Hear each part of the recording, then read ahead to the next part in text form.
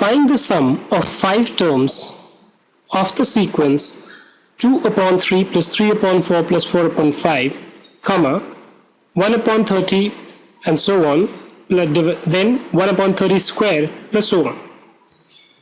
Now if you carefully notice this, you will notice that this value is common in all the numbers which are there. Okay? And what we know is that sum of n terms of a GP is equal to A, which is the first term, times 1 minus r to the power n divided by 1 minus r. Right? What is the value of A that I have here? The value of A is this term. So A is equal to 2 upon 3 plus 3 upon 4 plus 4 upon 5.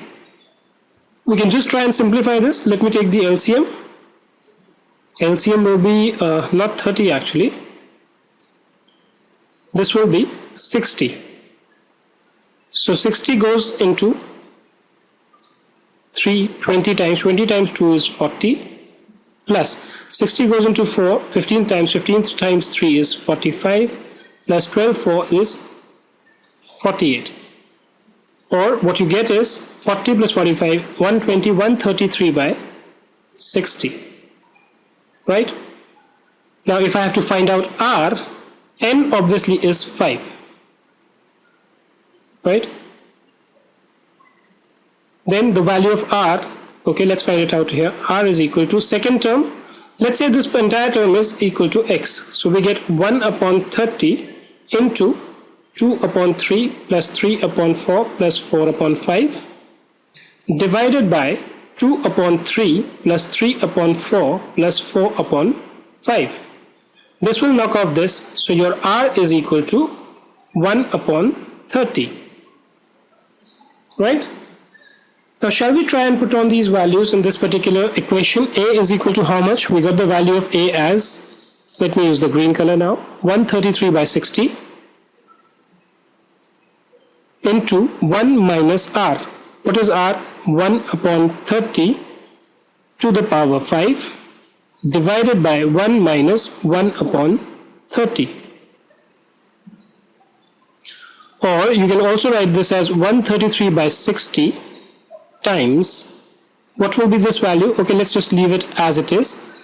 If you solve this 1 minus 1 upon 30, you will get 29 by 30.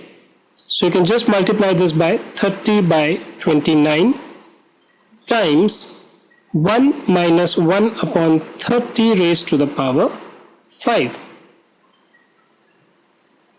Right? This 30 will knock off the 60 to give you 2. Beyond that, I don't think it crosses out. So you get 133 divided by 58 times 1 minus 1 upon 30 to the power 5.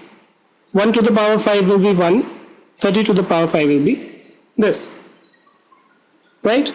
So this is basically your answer. If you want, you can just try and simplify it a little bit more by solving this and this, but it is not going to make too much of a difference to your life because those numbers may not cancel out. So the interesting thing which I am trying to point out over here is that, irrespective of how complex these numbers are, the series can be anything.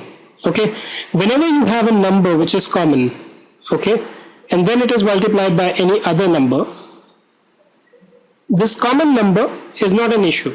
You just need to solve it once and for all, just like I did it here.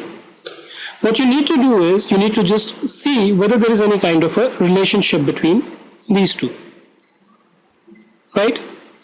Interestingly, I haven't written here that this is a sequence, but we can just write it that this is a geometric sequence. Right? Otherwise, you'll have to just find out whether this is a GP or not.